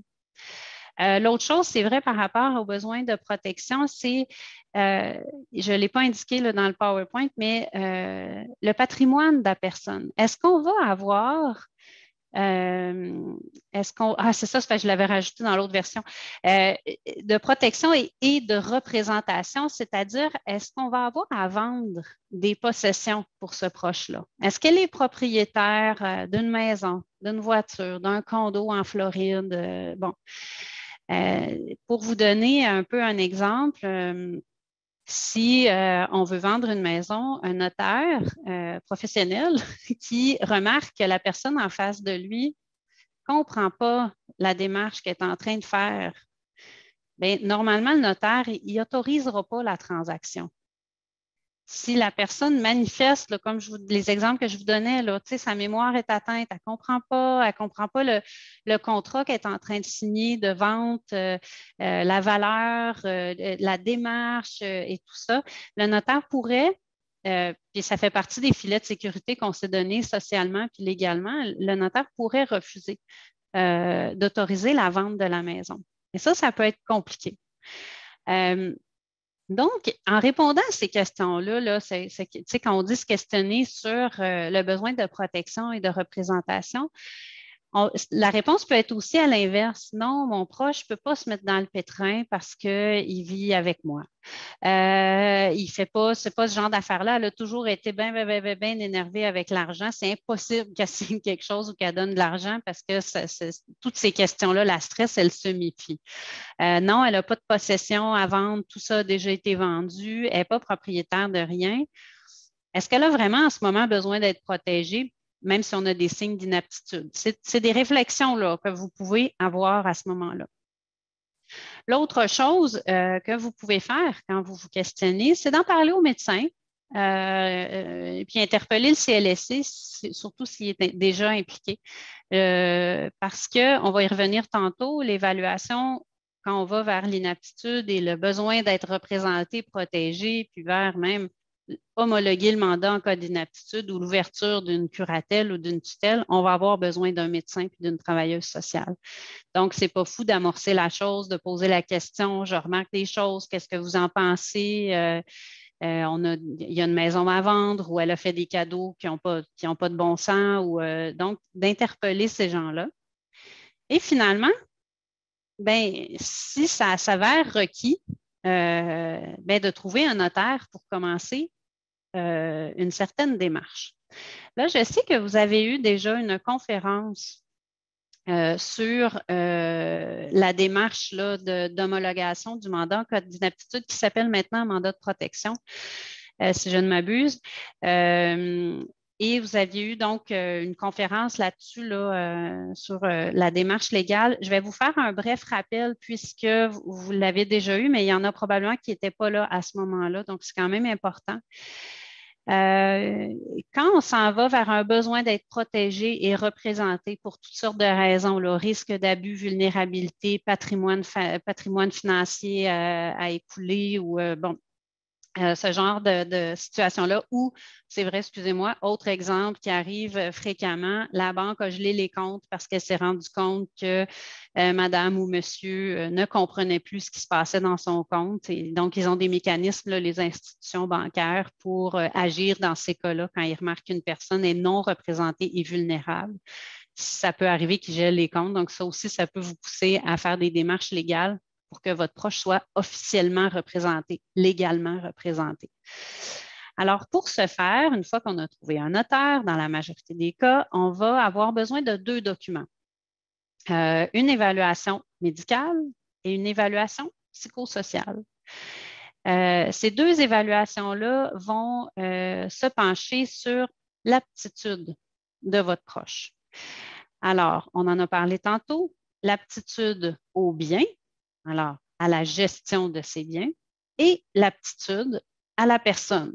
Donc, prendre soin de soi, prendre les décisions pour soi, etc. Donc, les 2 évaluations vont statuer sur ces 2 éléments-là, et le médecin et la travailleuse sociale. Enfin, quand on parle d'aptitude ou d'inaptitude, il y a des choses qu'on doit préciser, que le médecin et la travailleuse sociale devront préciser. C'est si l'inaptitude, elle est partielle, totale, et si elle est permanente. Alors, je vous donne un exemple parce que ça peut sembler permanent, là, l'inaptitude, mais dans les cas où ce n'est pas permanent, quelqu'un qui fait une psychose, dont la médication n'est pas bien calibrée, que la personne n'est pas fonctionnelle, elle a besoin d'être représentée temporairement pour le moins, parce qu'on ne veut pas la priver de ses droits à vie, n'est-ce pas? On veut permettre le temps à cette personne-là d'avoir le temps de se rétablir. Donc, ça peut être une inaptitude dans ce cas-là qui est non permanente. Donc, on va réévaluer. Là, il y a toutes sortes de processus là, aux 3 ans, je crois. Ou même après 1 an dans certains cas. Ou quelqu'un qui a un gros accident de voiture, qui est en réadaptation, qui réapprend tout, pourrait être inapte de façon non permanente aussi. Quand on parle d'inaptitude partielle et totale, bien là, on va aller préciser, un peu comme on le faisait quand on parlait de l'autonomie, la personne est-elle capable de gérer son budget? Pas du tout ou un peu. Par exemple, aller à la banque, faire son retrait pour la semaine, ça va. Mais s'occuper des placements, puis d'autoriser les paiements préautorisés, ça ne va pas. Bon, OK. Alors, c'est une représentation, dans ce cas-là, partielle. On va parler de différents types de représentations, mais je ne rentrerai pas là-dedans aujourd'hui.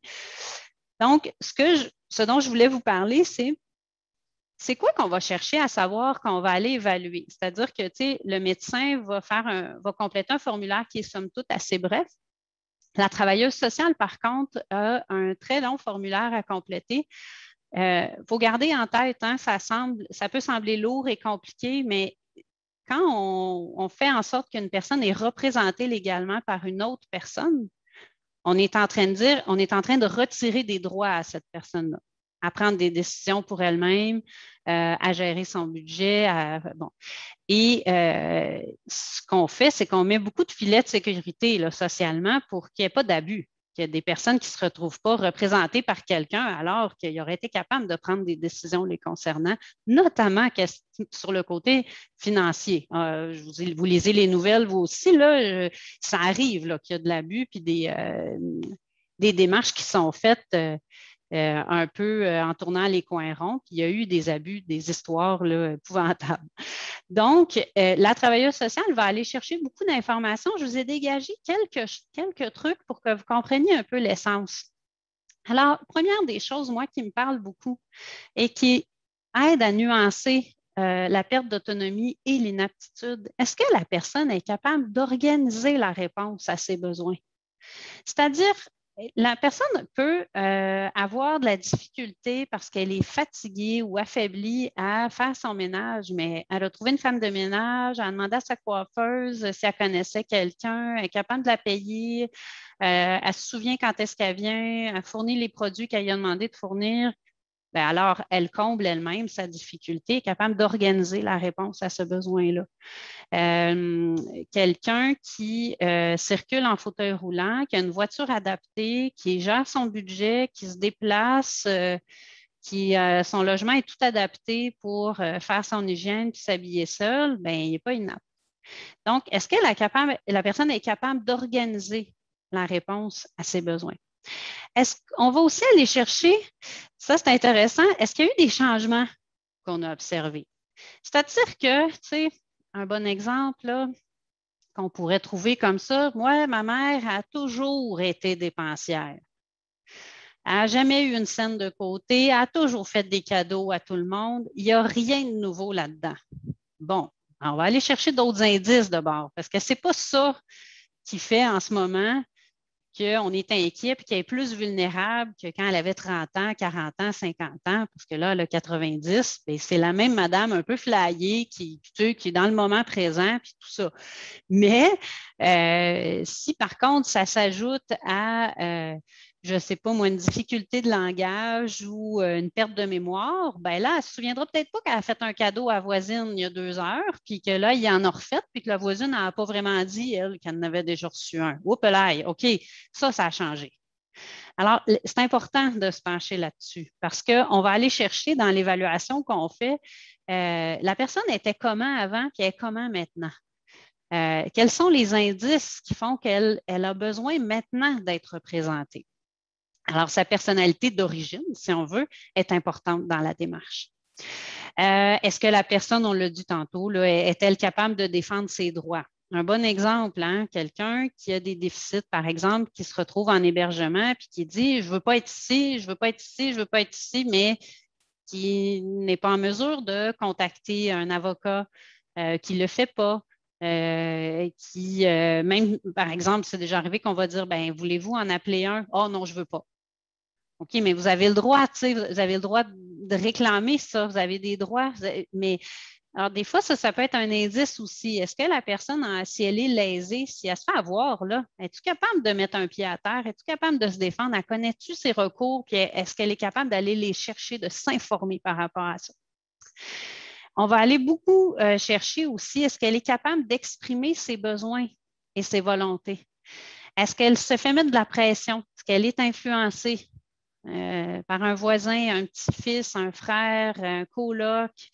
On en a parlé tantôt là, du besoin de protection vulnérabilité. Donc, ça revient un peu à ça, capable de prendre des décisions libres et éclairées. Est-elle capable de comprendre les plus, les moins? Est-ce qu'elle est capable de faire des demandes? Et enfin, on va aussi regarder qu'est-ce qu'elle est en mesure de faire. Même si la personne, on va juger qu'elle est totalement inapte, qu'elle doit être représentée sur toutes les sphères, je trouve ça toujours important qu'on aille chercher son avis, même si on va prendre les décisions pour elle. Mais par exemple, quand je fais une évaluation comme celle-là, je vais toujours demander à la personne qui a des déficits. Vous, là, vous aviez dit que c'était votre fille Cécile là, qui devait vous représenter. Qu'est-ce que vous en pensez? Avez-vous confiance en Cécile? Mais je trouve ça important, le peu qu'ils sont capables de dire à ce moment-là, d'aller le chercher. Alors, c'est ça qu'on va aller chercher à savoir quand on va compléter l'évaluation psychosociale là, pour l'ouverture, l'homologation d'un mandat de protection ou l'ouverture d'un régime de protection là, de type curatelle et tutelle, qui a été l'objet d'une autre conférence. On arriverait à la période de questions. Et ou de commentaires. Je prendrai le temps de vous dire bien humblement que c'était ma première conférence. Alors, que ce soit verbalement ou par écrit, je serais très, très intéressée à vous entendre sur ce que vous avez apprécié, les améliorations que vous me conseiller d'apporter à tous les niveaux. Là, moi, je vais tout prendre ça pour améliorer les prochaines s'il y a lieu. Je l'apprécierais. Maintenant, si vous avez des questions, là, j'ai tout mon temps pour y répondre du mieux que je peux, sachant que je ne travaille plus là, au soutien de domicile. Avant de prendre les questions, je peux peut-être rappeler que de toute façon, à chaque conférence, on envoie un formulaire d'évaluation avec comme 2 questions quantitatives puis 2 questions en développement. Fait que on apprécie que les gens prennent le temps de répondre, puis ça nous aide tout le temps là, à nous orienter finalement, puis connaître votre niveau d'appréciation. Est-ce qu'il y en a qui ont des questions sur l'inaptitude?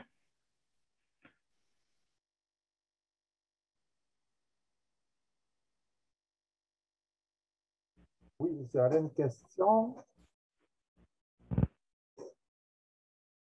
Alors, oui. OK.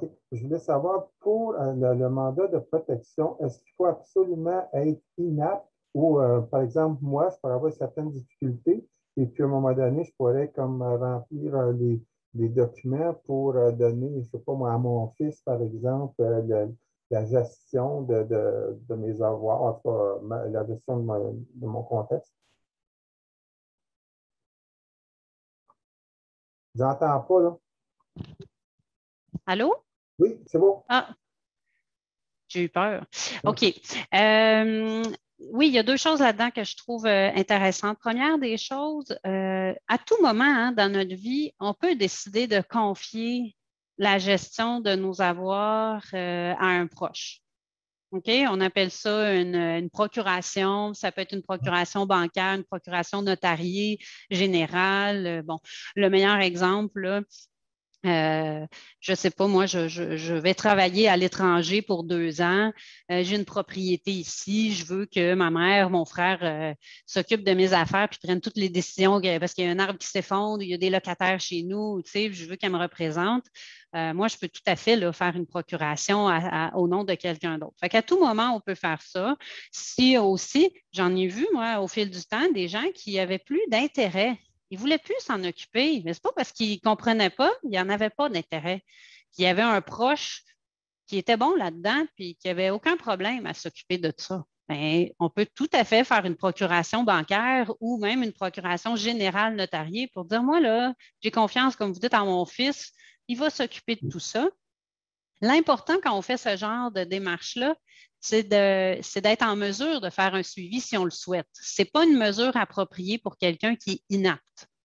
OK? C'est là la nuance. Là. Ça, c'est quand on fait une procuration, qu'elle soit bancaire ou générale, notariée, c'est dans le contexte où on est tout à fait apte, puis on délègue ça consciemment à quelqu'un d'autre sur le fly. Là. Pas sur le fly, mais tu sais, comme maintenant.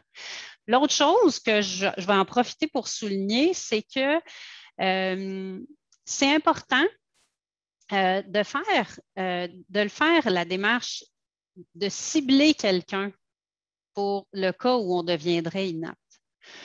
Et de faire ce qu'on appelle un mandat de protection. On n'est pas obligé de le faire devant un notaire. On peut très bien le faire holographe. C'est important d'avoir des témoins, d'en parler autour de nous là, pour être sûr que c'est un document qui ne sera pas remis en question par les proches. Là. Mais ce n'est pas perdu. Au contraire, c'est beaucoup plus simple quand il y a un tel document et qu'on devient inapte. Pour les proches, là, c'est très, très, très facilitant. Quand il n'y en a pas, on s'enligne vers un régime de protection qui est de type curatelle et tutelle, ce qui est c'est plus lourd pour les proches, disons, de faire affaire avec un régime comme celui-là que quand il y avait un mandat en cas d'inaptitude de fait d'avance. Voilà. Ça répond-tu à votre question? Oui, super. Moi, j'aurais un point. Oui. Michel, oui. C'est ça, puis c'est pas du tout pour critiquer là, le système là, de CLSC. Ma mère, c'est ça, je veux qu'on parte comme ça, là, les gens font ce qu'ils peuvent. Ma mère a été évaluée il y a à peu près 2-3 ans pour les activités domestiques et puis pour la façon de s'habiller, tout ça. Et puis, il y avait des points à apporter pour sa sécurité. Il y a un ergothérapeute qui est venu, mais il n'y a jamais quoi que ce soit qui a été fourni. On a dû tout acheter, le truc pour le bain, la barre pour se lever, on a dû tout acheter. Bon, alors, elle a des moyens, puis elle l'a fait, c'est correct. Elle a des moyens, on s'entend, mais elle l'a fait. Présentement, elle a vraiment diminué, ce que je pense. Je ne sais pas si ma sœur sera d'accord avec moi parce qu'elle fait partie du groupe aussi. Elle a beaucoup diminué. Puis moi, je me dis, est-ce qu'elle ne pourrait pas profiter d'autres services? Est-ce qu'elle ne pourrait pas profiter d'avoir du ménage de fait chez elle sans avoir à payer avec la résidence où elle est? Est-ce qu'il n'y aurait pas des choses de plus qu'on pourrait lui apporter pour l'aider parce que c'est de plus en plus difficile? Le problème, c'est que si on demande une réévaluation au CLSC, ma mère, on a de la difficulté à parler de ces choses-là parce que sa crainte, c'est d'être placée en CHSLD. Elle a vraiment peur. Elle a vraiment peur que si on voit ces difficultés, qu'elle va s'en aller en CHSLD. À chaque fois, elle me dit ça, je veux pas en parler, puis parlez-en pas parce que je veux pas me retrouver là. Ils vont me mettre à la porte, ils vont dire que je peux plus vivre ici. C'est toujours ça son propos. Donc, je me dis, qu'est-ce qu'on peut faire pour être au courant de ce qui peut se faire pour l'aider sans la mettre en danger, là, comme elle semble penser? OK. Première des choses, je pense, oui, que ça vaut la peine de rappeler le CLSC. Oui, il y a sûrement des choses qui peuvent être faites, surtout si elle paye de plus en plus cher les services de la résidence pour répondre à ses besoins. Le CLSC peut en combler. Soit financièrement, soit physiquement. Là, là, c'est à eux de faire leur évaluation. Le ménage, ça, petite parenthèse, le CLSC va toujours référer à la coop aide Rive-Sud, par contre. Oui. Donc, on n'a pas d'employés qui font le ménage. Là. Mais oui, il y a une manière de faire là, si ces difficultés sont plus importantes. L'autre chose que je peux vous dire, c'est si vous faites une nouvelle demande là, au CLSC ou si vous les relancez, Mais c'est de le nommer dès le départ. Ma mère, elle a très peur de votre évaluation. Est-ce qu'on peut s'entendre pour que vous soyez rassurant avec elle? C'est le fun pour les intervenants de le savoir d'avance. Mais nous, de le nommer, puis de demander à être présent si votre mère l'autorise, ça serait vraiment génial, au moins une de vous deux, là.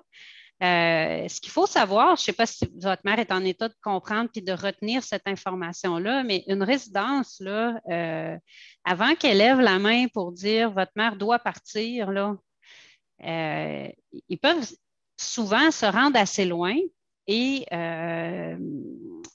ce qui va être comme un peu le point d'achoppement, c'est souvent au niveau de la mobilité, des gros problèmes de mobilité, là, multiples chutes, besoin d'aide de 2 personnes pour les déplacements ou les transferts, et sinon les problèmes de comportement, intrusion, errance et tout ça. Si ce n'est pas son cas, il y a vraiment moyen d'aller assez loin en hébergement, là. Elle n'a pas à s'en faire avec ça. Puis vous pourriez carrément interpeller la résidence. Est-ce qu'il y a quelqu'un à la résidence en qui elle a confiance qui pourrait la rassurer, votre maman? Tu sais? Là, elle vient de déménager. Fait que c'est sûr que pour l'instant, la confiance est oui, OK. là. Elle a déménagé, ça fait 2 semaines. Mais c'est sûr que nous, d'être là, puis de répondre pour elle, ben, c'est comme elle ne voudrait pas qu'on donne la vérité, si on veut. C'est ça qui est délicat. Ça lui fait peur. Ça lui fait peur. Puis si je regarde ça, c'est que de plus en plus, on dit le plus possible, on va garder les gens chez eux. Puis on va aider au service. Je regarde ma belle-mère qui est à Joliette et elle a quelqu'un qui va la lever puis faire pipi dans l'après-midi. Mais je me dis, de cette façon-là, est-ce qu'il n'y a pas quelqu'un qui pourrait aller chercher le repas de ma mère à la salle à manger si elle est trop fatiguée 2 jours par semaine pour l'amener là parce que ça coûte 5 $ à chaque fois si elle veut le faire apporter. Oui. Est-ce qu'il y a des soins comme ça ou finalement... Je ne veux pas m'avancer pour l'équipe du CLSC, mais ce que je peux vous dire, au moment où moi j'ai quitté l'équipe, c'est quelque chose qui était très fréquent que la facture des soins à la personne était partagée avec le CLSC.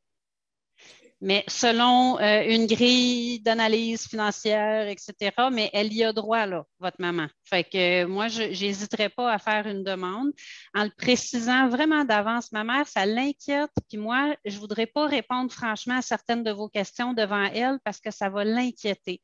Est-ce qu'il y a moyen qu'on fasse ça en 2 temps? Est-ce qu'il y a moyen que je vous parle après que vous l'ayez rencontrée, si elle vous le permet? Parce que je ne veux pas la stresser davantage. J'ouvrirai là, très largement là-dessus, là, je le nommerai d'emblée.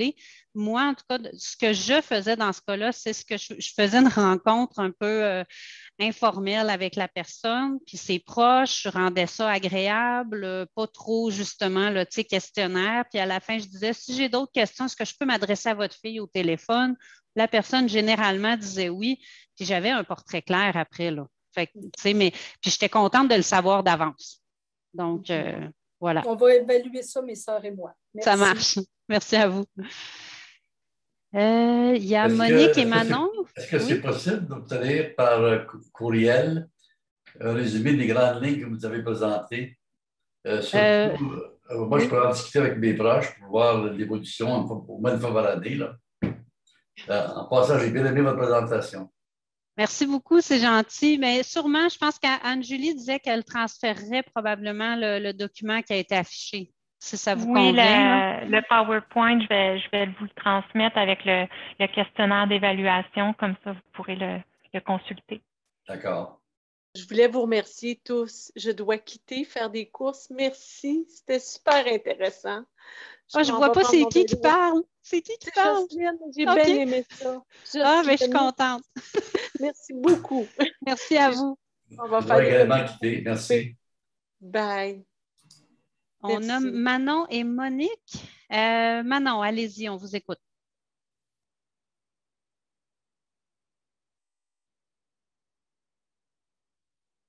Monique était là avant moi. C'est gentil. Je pense qu'elle fait dire d'y aller. Allez-y, Manon, allez-y. Allez-y, on vous écoute. On a le goût d'aller vous rejoindre dans votre cours, là. Ah oui, on que est vous avez l'air bien. Ouais, on est jaloux, là. Oui. Il faut en profiter. Oh oui. pour, voyons, moi, je me questionne. Ma mère, en fait, elle a complété un mandat de protection qui est, c'est moi qui devrais s'en occuper, mais qu'elle devienne inapte. Mais ces temps-ci, ce que je remarque beaucoup, en fait, c'est qu'elle elle fait beaucoup d'anxiété et puis elle n'est pas capable de gérer justement aussitôt qu'elle reçoit une lettre, elle m'appelle parce que viens lire ça, moi je ne comprends rien. Pourtant, ma mère lit très bien, là, elle lit des livres à journée longue, elle fait des mots croisés, elle fait à peu près tout, mais aussitôt qu'elle reçoit une lettre, là, c'est pas capable, elle dit je lis, mais je ne comprends rien. Et c'est un peu ça l'idée. Si, admettons, quelqu'un vient la voir pour quelque chose, bien là, ça l'énerve. Là, elle m'appelle. Mon propriétaire, il est venu dans tous ses états, puis là, je ne comprends rien, puis c'est un peu ça, là. Est-ce que ça fait que, parce que là, je ne peux pas non plus aller chez le notaire à tout bout de champ à chaque fois que ça va être pour la représenter pour ci, pour ça, ça va coûter un maximum. Là, ce que vous me dites là, ça pourrait être des indices, mais là, je ne la connais pas, votre maman, je n'ai pas le portrait complet. C'est sûr que si de lire des documents un peu officiels, ça devient difficile pour elle. Oubliez ça, là, des instructions. Oui, si elle oublie à mesure qu'on lui donne de l'information, puis qu'elle les oublie ou qu'elle les mélange après, qu'elle a de la difficulté à les intégrer, c'est ça, oui. Ça donne des petits indices sur une forme d'atteinte cognitive. Mais bon, après ça, est-ce que c'est l'anxiété qui parle puis qui la paralyse? Là, il faudrait peut-être voir avec son médecin. A-t-elle un diagnostic, elle, au niveau cognitif? Elle a toujours été traitée pour l'anxiété, en fait. Ah, bon. Fait que là, par parenthèse, les médecins dans ces situations-là, leur défi, c'est de démêler. Et qu'est-ce qui est attribuable à l'anxiété? Puis qu'est-ce qui pourrait être attribuable à l'installation d'un déficit cognitif? En attendant, il va probablement, le médecin, essayer de mieux gérer l'anxiété pour voir si ça lui permet d'être plus relax, concentré et là, capable d'intégrer les informations. Mais effectivement, ce n'est peut-être pas suffisant. Sûrement pas, en fait, pour aller homologuer son mandat de protection. C'est ça, oui. Est-ce qu'elle voudrait que vous soyez sa représentante? Là, ça, c'est sûr que oui, là, mais c'est parce que je ne sais pas trop comment faire. Là, j'ai envoyé des documents aux impôts pour que ce soit moi qui la représente. Mais c'est parce que je ne peux pas toujours être là. C'est ça l'affaire. Il faudrait que ce soit plus général. Est-ce que vous pourriez consulter le notaire pour voir si le notaire juge qu'elle est en état d'autoriser que vous soyez, de faire une procuration générale en ce moment? Quand elle est calme, votre mère, là, elle est capable de vous identifier, de dire là, moi, tout ça, ça me stresse, puis je voudrais que Manon me représente. Je suis incapable de faire ça, c'est sûr. J'irai à la pêche avec le notaire. On est dans des zones grises, hein, je vous dirais. Là, je vais avoir de la difficulté à avoir des réponses bien, bien claires. Mais c'est sûr que j'en parlerai au médecin. Puis, j'en parlerai au médecin. Une procuration dans son compte bancaire. C'est ça, mais c'est pas pareil avec Impôts Canada. Puis, tout ça. Impôts, ça va être réglé. J'ai envoyé les documents, mais c'est parce que, que ce soit Vidéotron, que ce soit Hydro-Québec, que ce soit tout, ils disent, on peut-tu parler à madame, avant? Mais c'est parce que là, madame n'est pas avec moi. Non. La solution dans ce sens-là, c'est souvent d'être avec elle, de faire ces démarches-là de chez elle. Donc, être à côté, elle peut confirmer qu'elle est là. C'est ça que... Puis même encore, elle dit, qu'est-ce que je vais lui dire? Je dirai oui. Tu dis oui.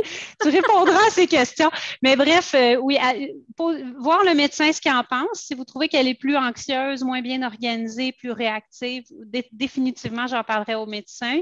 Puis après ça, de voir est-ce que le notaire, c'est quoi son évaluation, le notaire? Là, parce qu'ils ont un questionnaire, hein, les notaires, pour faire signer des documents, là, ils doivent vérifier quand même s'ils ont des doutes. C'est bien sûr. De l'aborder très ouvertement. Écoutez, je ne pense pas qu'on est rendu à homologuer le mandat, mais pensez-vous qu'elle pourrait me nommer représentante là, pour faire affaire avec tous ces représentants-là, là, ces interlocuteurs-là, c'est-à-dire Vidéotron. Mais ça se fait.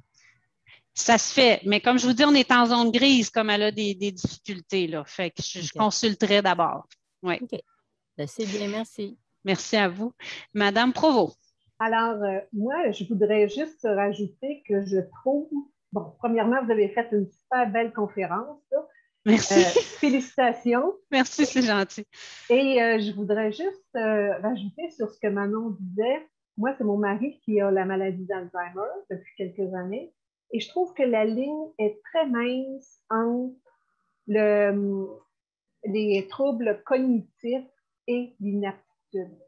Mm-hmm. C'est très mince, puis tu sais, il y a certains domaines où est-ce que, oups, c'est inapte complètement, puis c'est très mince cette ligne-là, je trouve. Oui, mais effectivement, quand je parlais de zone grise, effectivement, c'est compliqué. Tu sais, je vais vous donner un exemple. Quelqu'un qui, par exemple, pour qui la mémoire est assez affectée, mais qui se souvient très bien de ses proches, de ce qu'il faisait dans la vie, de bon, tout ça, souvent va quand même pouvoir faire son mandat de protection. C'est-à-dire, moi, là, si je deviens inapte, je veux que ce soit ma femme Monique ou ma fille ou, qui me représente. Même si la personne a déjà un diagnostic ou a déjà des manifestations de déficit cognitif parce que la mémoire est atteinte.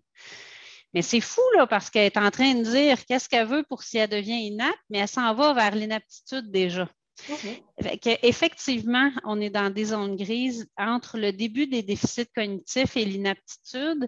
Il y a beaucoup de choses que la personne peut encore faire, des choses pour lesquelles elle a besoin d'être coachée, accompagnée, puis des choses qu'elle ne peut pas faire. Et tout ça est en constant changement.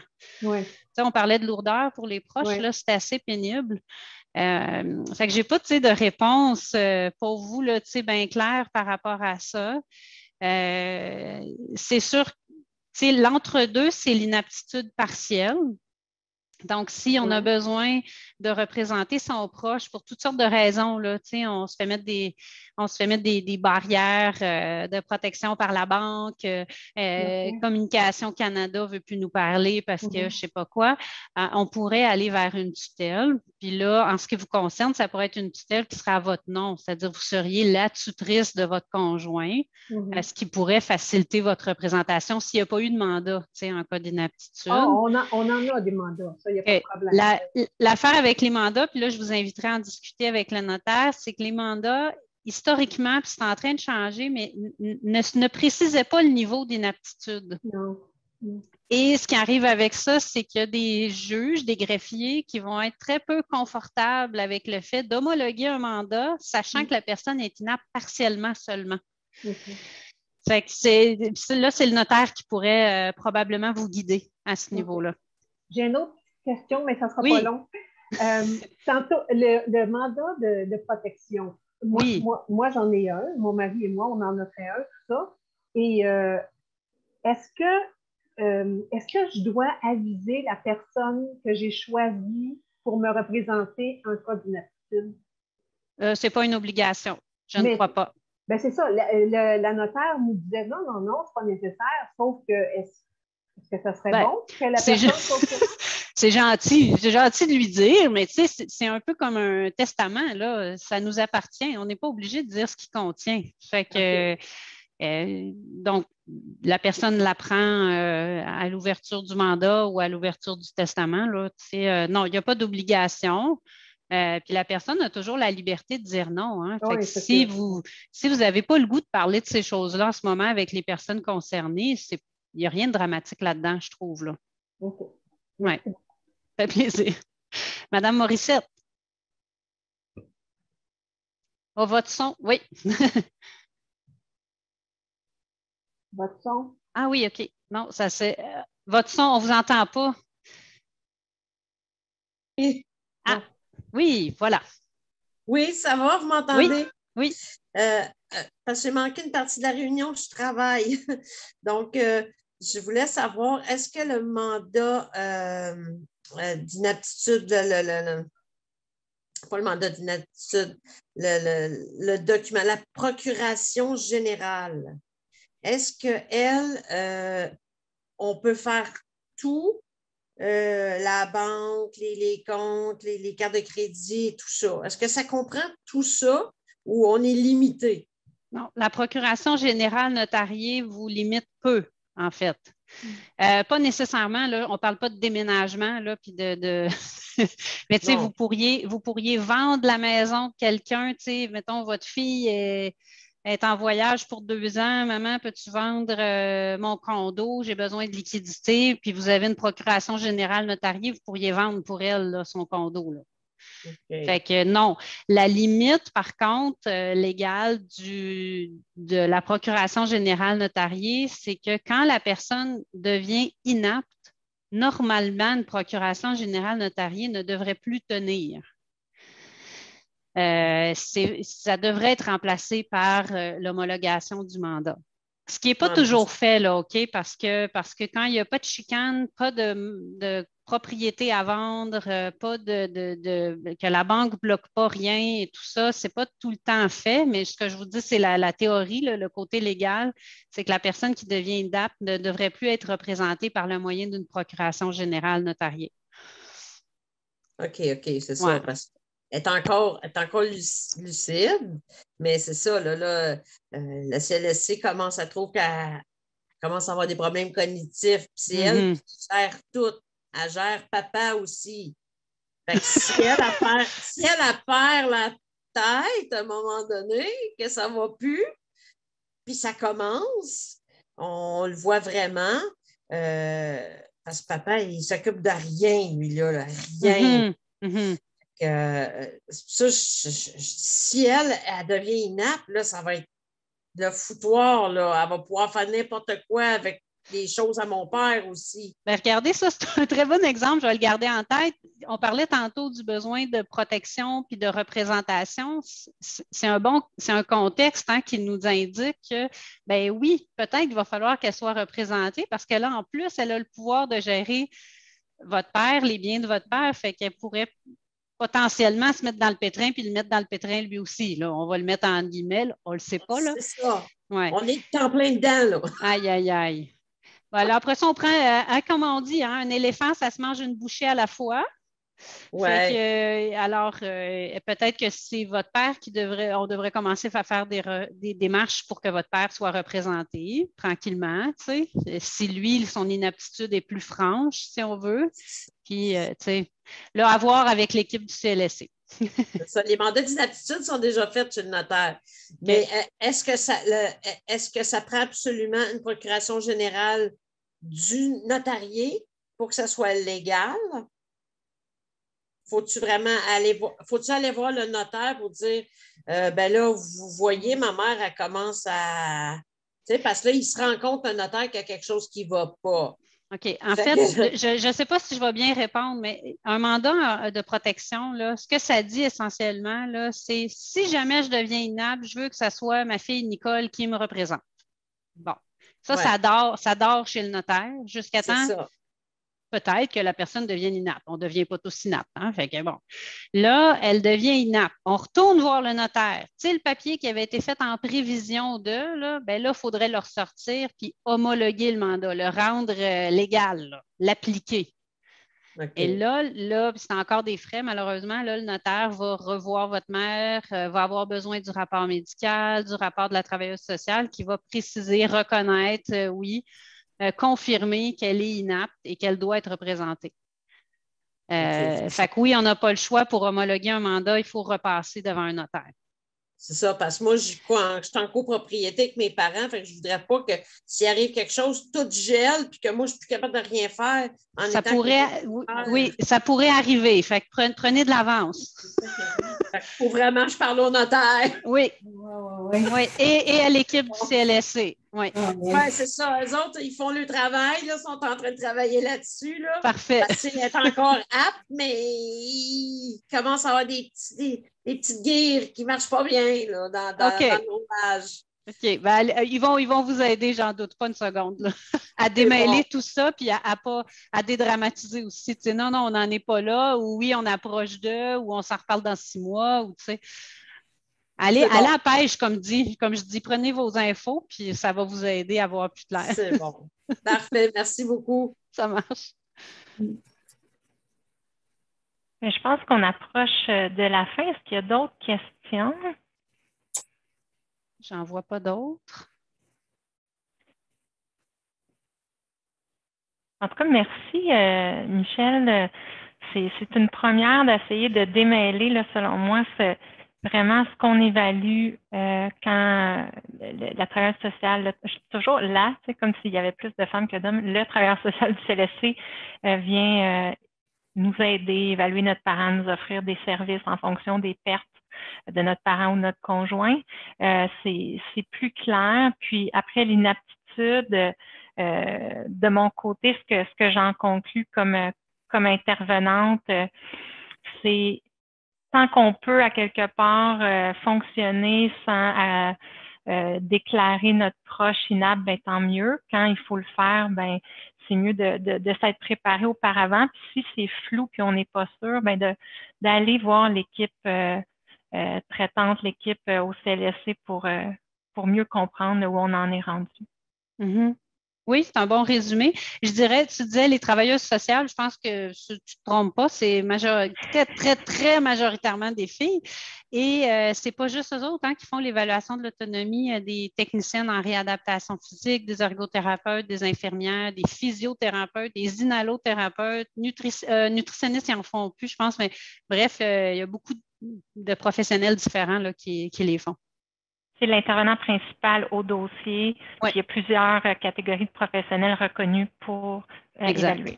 Oui. Mais dans la boîte, on a des merci, des félicitations. Oui, je vois ça, oui. Mais donc, si il n'y a pas d'autres questions, on va terminer là-dessus. Puis, l'enregistrer. Donc, pour ceux qui en ont manqué des bouts, qui veulent une précision, vous pouvez le revisionner quand on va vous l'envoyer par courriel ou sur le YouTube du CAM. Puis, merci beaucoup à notre conférencière.